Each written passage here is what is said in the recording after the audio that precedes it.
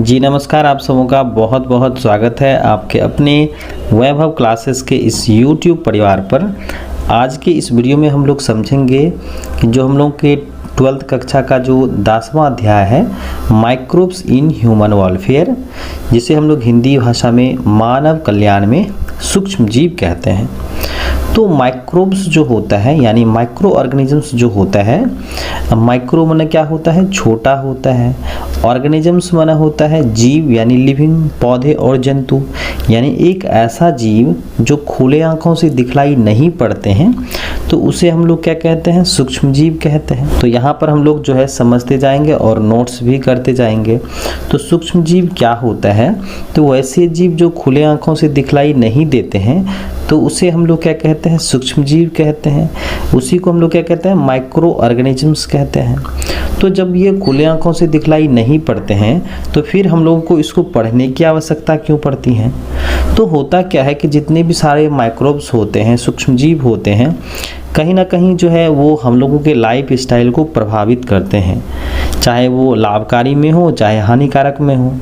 तो ज़रूरत हो जाता है उसको पढ़ने का, समझने का, क्योंकि जब वो हमारे लाइफ स्टाइल को प्रभावित कर रहे हैं तो ज़रूरी हो जाता है उनके गुण प्रकृति को जानना, पहचानना।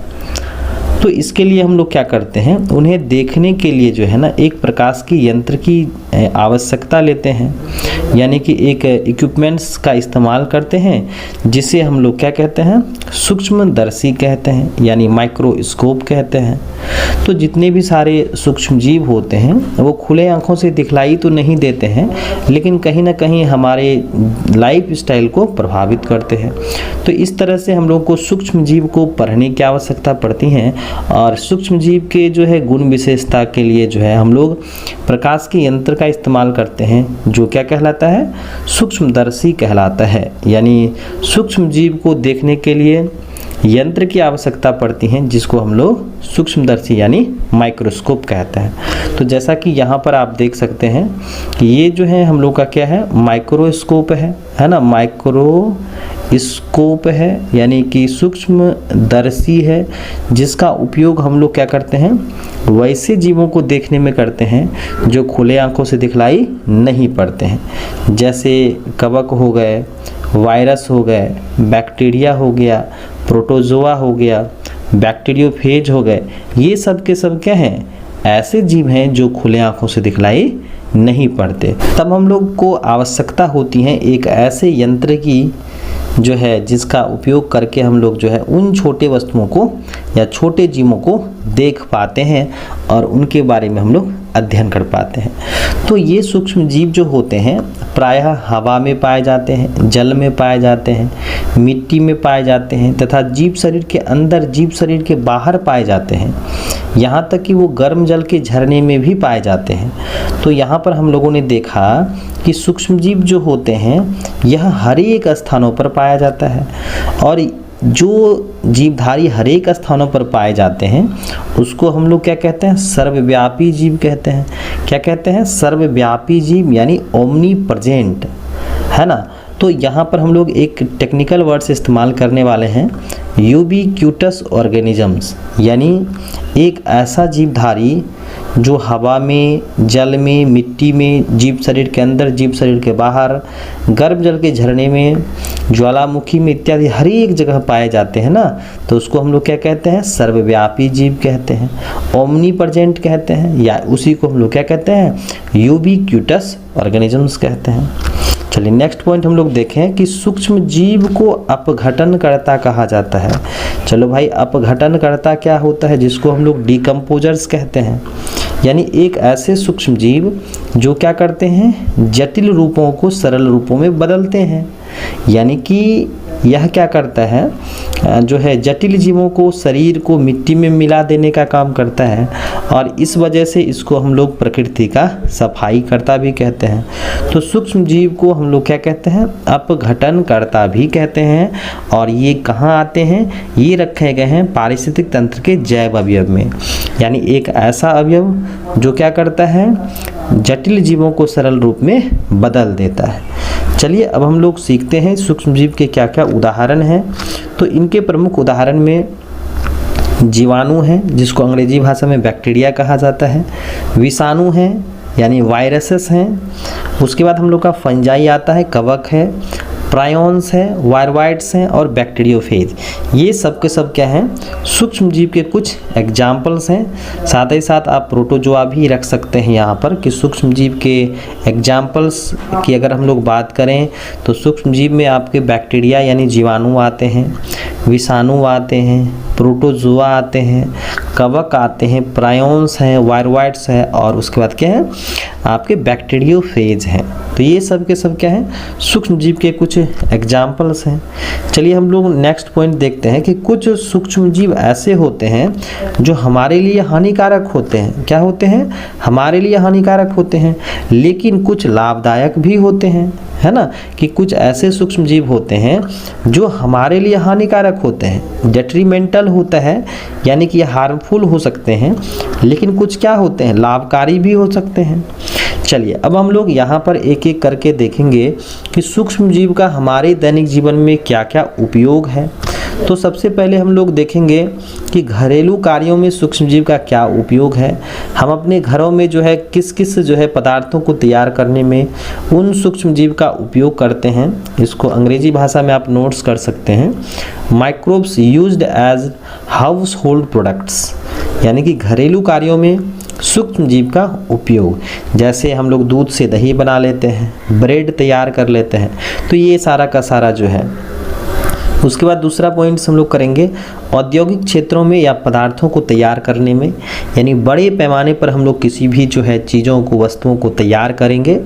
तो इस स्थिति में औद्योगिक क्षेत्र में हम लोग क्या करते हैं, सूक्ष्म जीव का उपयोग करते हैं। फिर इसको अंग्रेजी में लिख सकते हैं माइक्रोब्स इन इंडस्ट्रियल प्रोडक्ट्स। तो यहाँ पर हम लोगों ने देखा 2 पॉइंट्स कि घरेलू कार्यों में सूक्ष्म जीव का उपयोग करते हैं, औद्योगिक क्षेत्रों में जो है या पदार्थों को बनाने में करते हैं।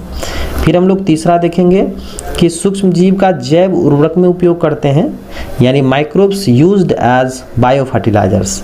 कहने का मतलब ये हुआ कि कुछ ऐसे सूक्ष्म जीव होते हैं जिसका इस्तेमाल हम लोग जैव उर्वरक में करते हैं, यानी कि मिट्टी की उपजाऊ क्षमता को बढ़ाते हैं, जिससे हम लोग के पौधों के उत्पाद क्या होते हैं, काफ़ी अधिक मात्रा में बनते हैं। चलिए हम लोग अगला पॉइंट्स देखेंगे जैव गैस तैयार करने में, यानी कि फॉर्मेशंस ऑफ बायोगैस। जो हम लोग के पुराने ज़माने में जो है बायोगैस पर जो है आधारित होता था इलेक्ट्रिसिटी, उससे हम लोग खाना बनाते थे, घर तक जो है बिजली जाता था और उससे जो है अलग अलग तरह के जो है उपकरण लगा करके जो है उसको हम लोग बदलते थे। जैसे लाइट के रूप में देते थे, हम लोग का जो है पंखा चलता था, अलग अलग तरह के औजार चलते थे, है ना। चलिए अब हम लोग नेक्स्ट पॉइंट देखेंगे कि कीटों के नियंत्रण में, यानी कि बायोलॉजिकल कंट्रोल या इंसेक्ट को करने में, नियंत्रित करने में सूक्ष्म जीवों का इस्तेमाल किया जाता है।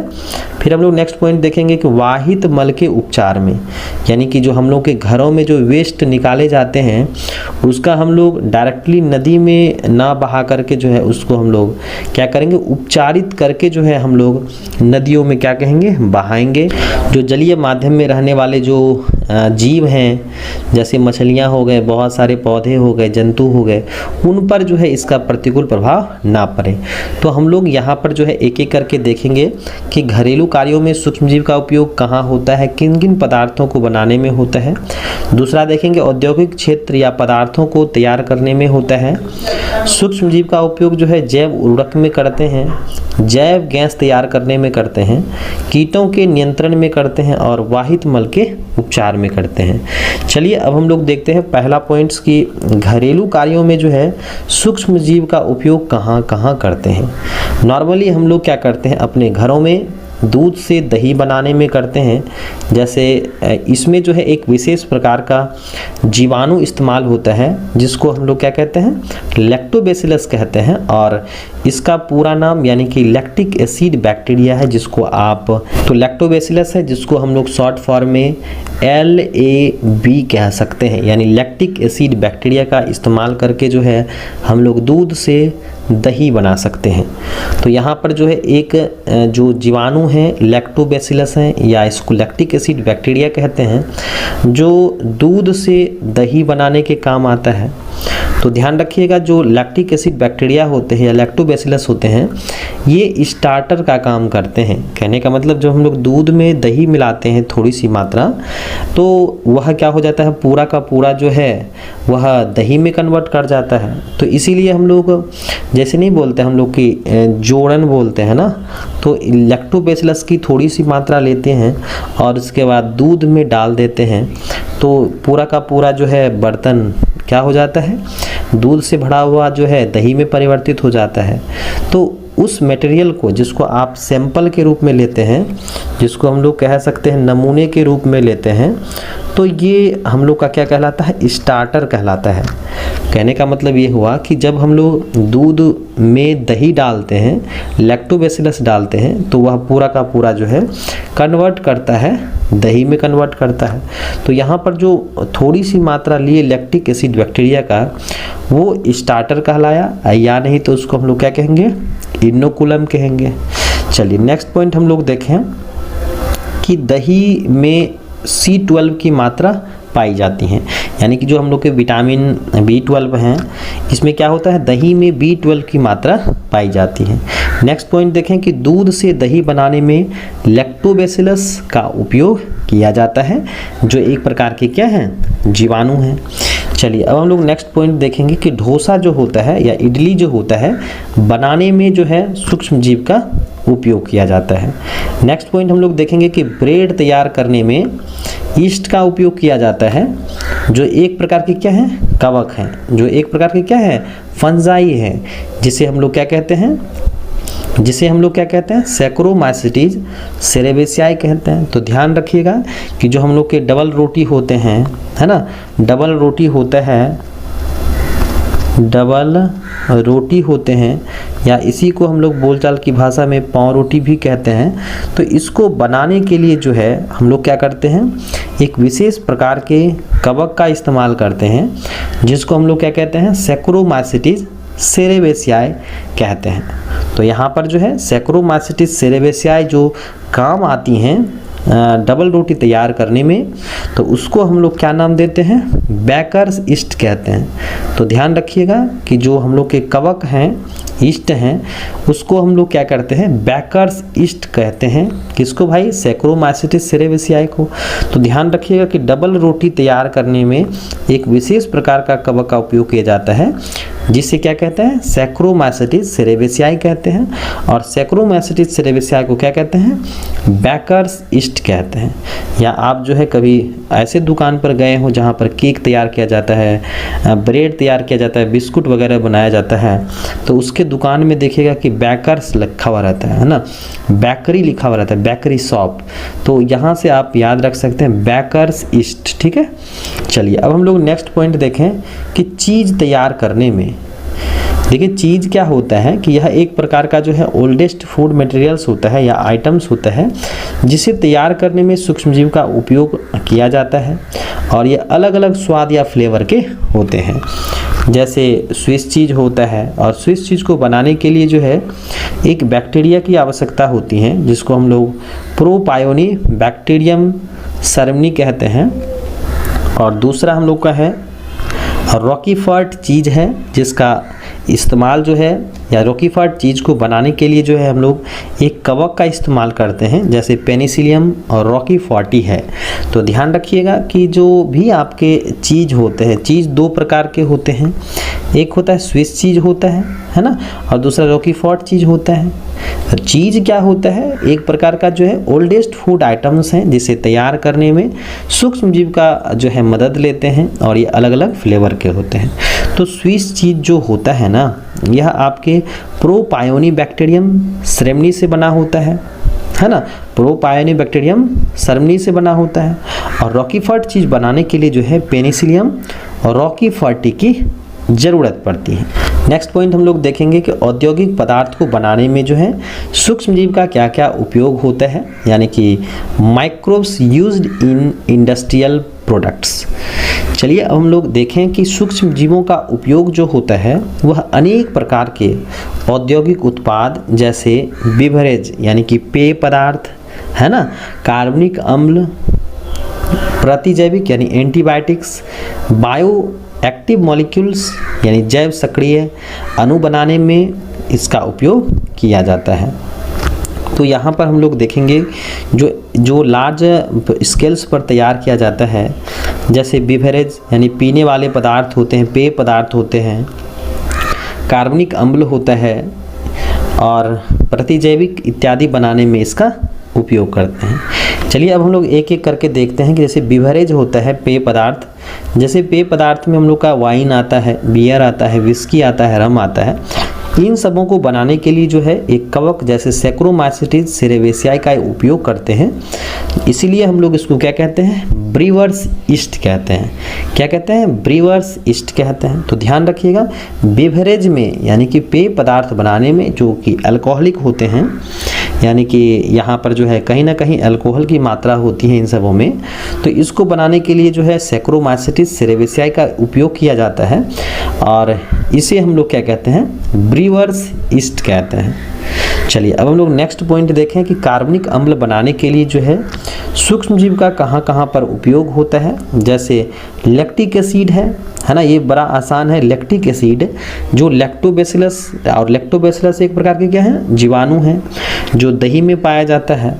तो लैक्टिक एसिड कहाँ से प्राप्त होता है भाई, लैक्टोबैसिलस से, यानी लैक्टिक एसिड बैक्टीरिया से प्राप्त होता है।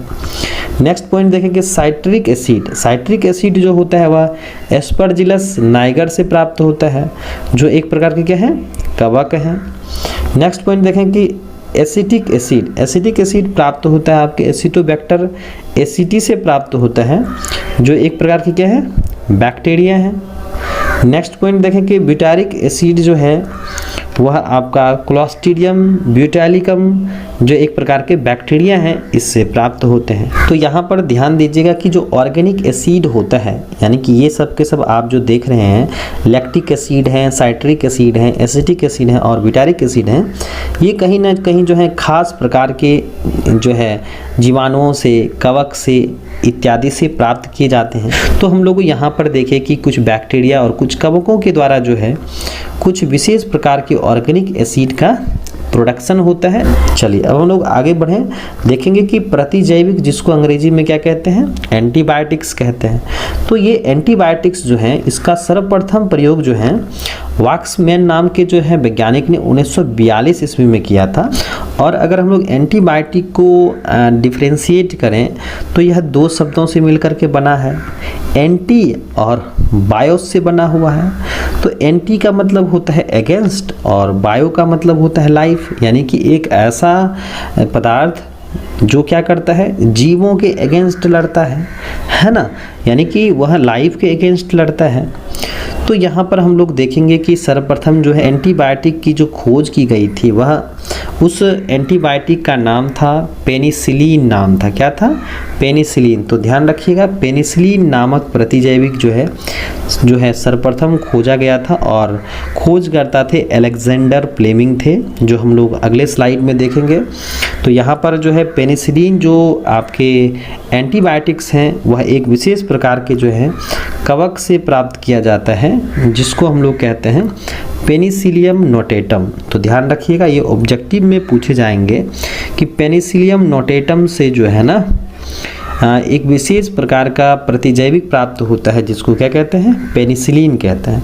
या ऐसे कहेगा पेनिसिलिन नामक प्रतिजैविक जो होता है वह किससे प्राप्त होता है, तो कहेंगे कवक से प्राप्त होता है। और कवक में कौन कवक से भाई, तो पेनिसिलियम नोटेटम से प्राप्त होता है। नेक्स्ट पॉइंट हम लोग देखेंगे, अलेक्जेंडर फ्लेमिंग के द्वारा जो है पेनिसिलिन नामक एंटीबायोटिक की खोज की गई थी और 1928 ईस्वी में जो है इन्होंने जो है एंटीबायोटिक्स के बारे में पता लगाया था। चलिए नेक्स्ट पॉइंट हम लोग देखें कि अलेक्जेंडर फ्लेमिंग जो है एक बैक्टीरियोलॉजिस्ट थे, यानी कि यह क्या थे, जीवाणु के ज्ञाता थे। लेकिन क्या हुआ, उन्होंने 1928 ईस्वी में जो है ना सेंट मेरी अस्पताल में एक प्रयोगशाला में अपनी छुट्टी लौटने के बाद ना, यानी कि वे काम करते थे सेंट मेरी अस्पताल में, और जब वे उन्होंने लैब में काम किया और छुट्टी के बाद जो है ना वो लौटे, तो उन्होंने क्या देखा कि कुछ ऐसे फंगस मिले जिन्होंने क्या किया था, बैक्टीरिया को जो है उन्होंने रोक दिया था। तो पेनिसिलिन नामक प्रतिजैविक की जो डिस्कवरी हुई थी वो अचानक से हुई थी। तो अलेक्जेंडर फ्लेमिंग जो है ना, वो अलेक्जेंडर फ्लेमिंग जो थे यह एक क्या थे, बैक्टीरियोलॉजिस्ट थे, यानी कि बैक्टीरिया के क्षेत्र में इन्होंने जो है अपना योगदान दिया था। उन्होंने क्या किया कि जब 1928 ईस्वी में जो है सेंट मेरी अस्पताल में एक प्रयोगशाला में अपनी छुट्टी लौटने के बाद, यानी कि वे क्या करते थे, सेंट मेरी अस्पताल की प्रयोगशाला में काम करते थे, और जब वे छुट्टी से लौटे ना, तब उसने देखा कि कुछ उन्होंने फंजाई देखा, यानी फंगस देखा, कवक देखा, और उसने देखा कि जो बैक्टीरिया की वृद्धि को क्या कर दिया है, तो वह बैक्टीरिया की वृद्धि को क्या कर देता था, रोक दिया था। तो यह जो है ना फंगस, जो एक विशेष प्रकार का कवक था, जिसको क्या नाम दिया गया, पेनिसिलियम नोटेटम नाम दिया गया। तो ऐसे इसकी क्या हुई थी, डिस्कवरी हुई थी। अलेक्जेंडर फ्लेमिंग ने जो है अचानक पेनिसिलियम नोटेटम के बारे में 1928 ईस्वी में बताया था। चलिए अब हम लोग नेक्स्ट पॉइंट देखें कि एक्टिव मॉलिक्यूल्स के रूप में जो है हम लोग सूक्ष्म जीव का उपयोग करते हैं। जैसे आपके जो हैं साइक्लोस्पोरीन ए है, यह जो है ना बायोएक्टिव मॉलिक्यूल्स जो होते हैं, जैव सक्रिय अणु होते हैं, वह एक विशेष प्रकार के फंगस यानी कवक से, जैसे कि आपका ट्राइचोडर्मा पॉलीस्पोडियम से प्राप्त होता है ना, कि ये जो साइक्लोस्पोरीन ए है, जो एक विशेष प्रकार के बायो एक्टिव मॉलिक्यूल्स होते हैं, वह आपको ट्राइचोडर्मा पॉलीस्पोडियम से प्राप्त होता है, जो एक प्रकार के क्या हैं, कवक होते हैं। चलिए नेक्स्ट पॉइंट हम लोग देखें कि स्टैटिन्स है ना, स्टैटिन किससे प्राप्त होता है, मोनेकस परपुरियस से प्राप्त होता है, और ये भी एक क्या है, फंजाई ही है। चलिए अब हम लोग नेक्स्ट पॉइंट देखें कि सूक्ष्म जीवों का जो है ना जैव उर्वरक में क्या उपयोग है। तो यहाँ पर हम लोग देखेंगे कि सबसे पहले कि बायो फर्टिलाइजर्स यानी जैव उर्वरक क्या होता है। तो वैसे जीव जो पोषक तत्वों से भरपूर होते हैं, यानी कि एक ऐसा जीव जो क्या होता है, पोषक तत्वों से भरपूर होते हैं, जो मिट्टी में मिलकर पौधे की पैदावार को बढ़ाते हैं तथा मिट्टी की उर्वरा शक्ति को क्या करते हैं, बनाए रखते हैं। तो यहाँ पर हम लोग देखेंगे कि जैव उर्वरक में यानी कि कौन कौन से ऐसे सूक्ष्म जीव होते हैं जो मिट्टी के पोषक तत्वों को बढ़ाते हैं और इससे क्या होती हैं, पैदावार बढ़ती हैं। तो सूक्ष्म जीव का जैव उर्वरक में क्या क्या उपयोग है। यहाँ पर हम लोगों ने देखा कि जो बायो फर्टिलाइजर्स होते हैं वो क्या होते हैं, तो एक ऐसा जीव होते हैं जो पोषक तत्वों से भरपूर होते हैं और ये मिट्टी में मिल करके जो है ना पौधे की पैदावार को भी बढ़ाते हैं तथा साथ साथ क्या करते हैं, मिट्टी की उर्वरा शक्ति को भी यह क्या करते हैं, मेंटेनेंस करते हैं। तो अब हम लोग देखेंगे कि कौन से ऐसे जीव हैं। जैसे पहले पॉइंट्स में हम लोग करेंगे जीवाणु कोशिकाएं जो होती हैं, जैसे कुछ जीवाणु कोशिकाएं जो है सहजीवी जीवाणु के रूप में रहती हैं, जैसे सिम्बायोटिक बैक्टीरिया कहते हैं। तो जीवाणु के अंतर्गत जो है ना आपके राइजोबियम आते हैं और राइजोबियम क्या है, आपके सहजीवी जीवाणु होते हैं, सिम्बायोटिक रिलेशनशिप में जुड़े रहते हैं।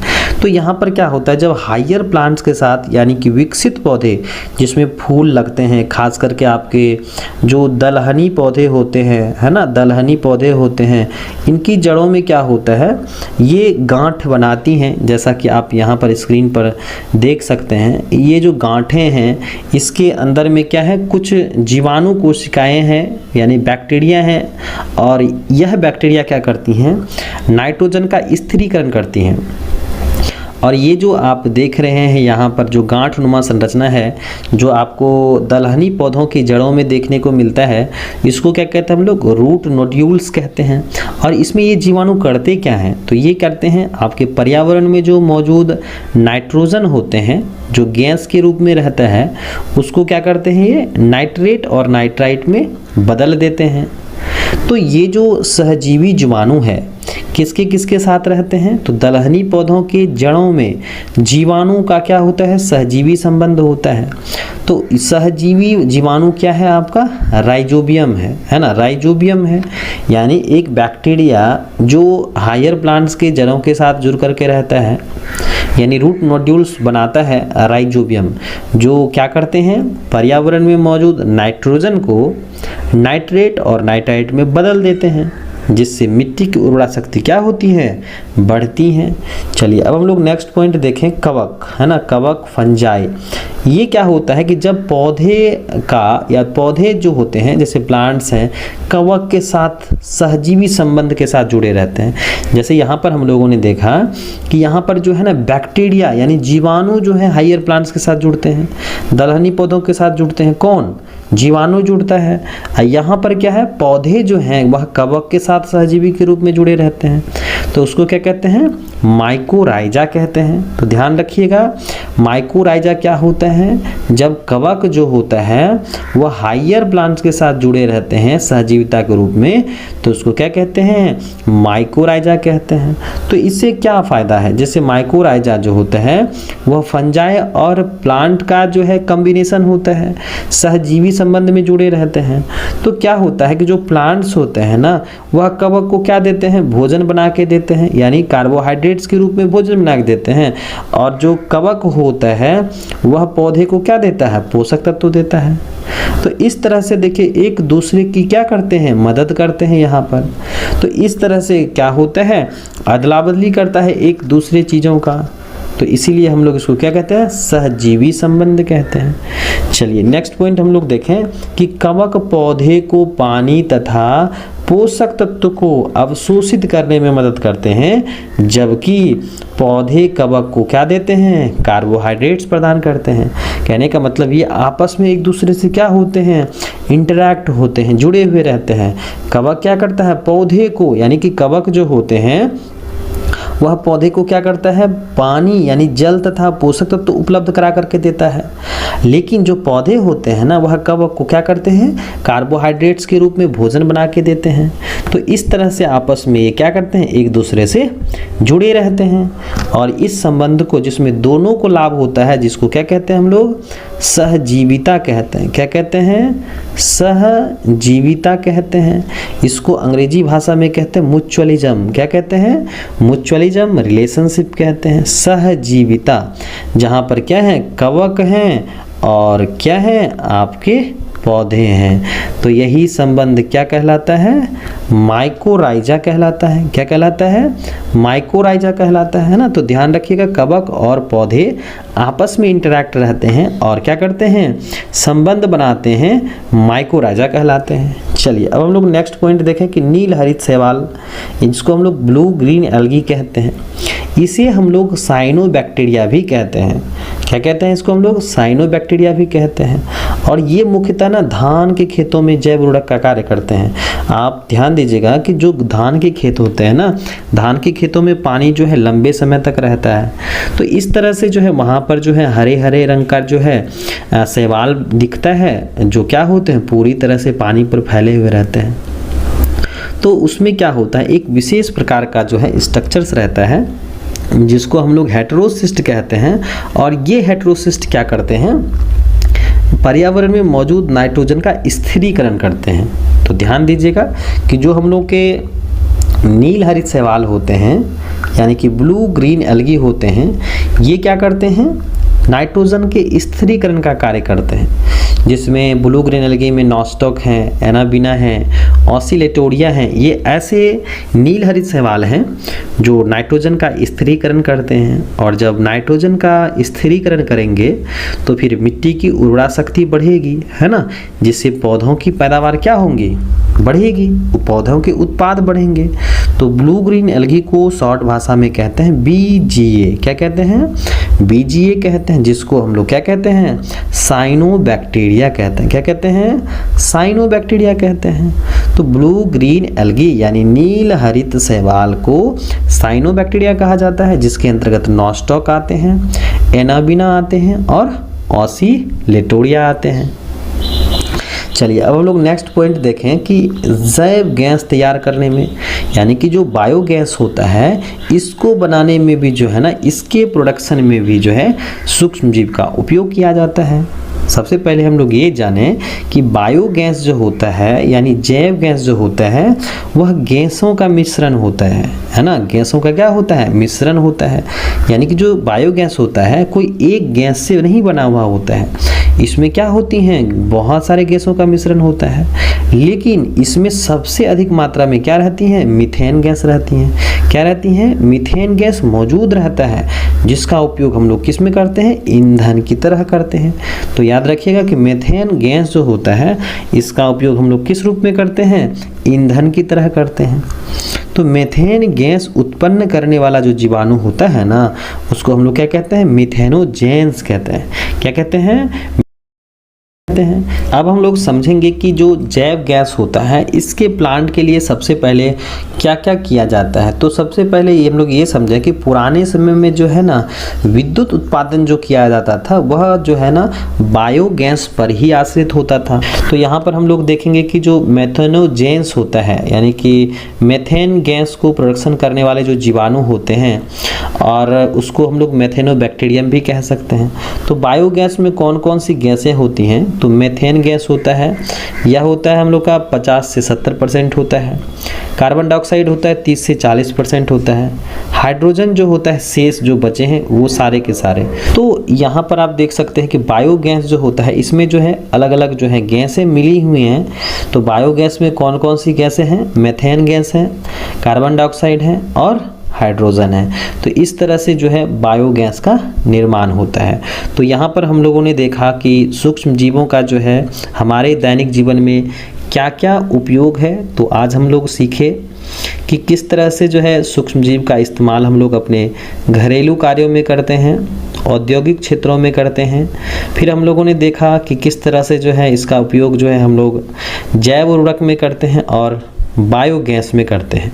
तो हम लोग नेक्स्ट वीडियो में जानेंगे कि कीटों के नियंत्रण में और वाहित मल के उपचार में जो है जो सूक्ष्म जीव का इस्तेमाल कैसे करते हैं, कहाँ करते हैं। और जो बच्चे इस चैनल पर नए हैं चैनल को सब्सक्राइब कर दीजिएगा, अपने साथी के साथ शेयर कर दीजिएगा ताकि जो है आने वाली वीडियो की नोटिफिकेशंस सबसे पहले आपको मिल सके। तो चलिए हम लोग मिलते हैं नेक्स्ट वीडियो में एक नए टॉपिक के साथ।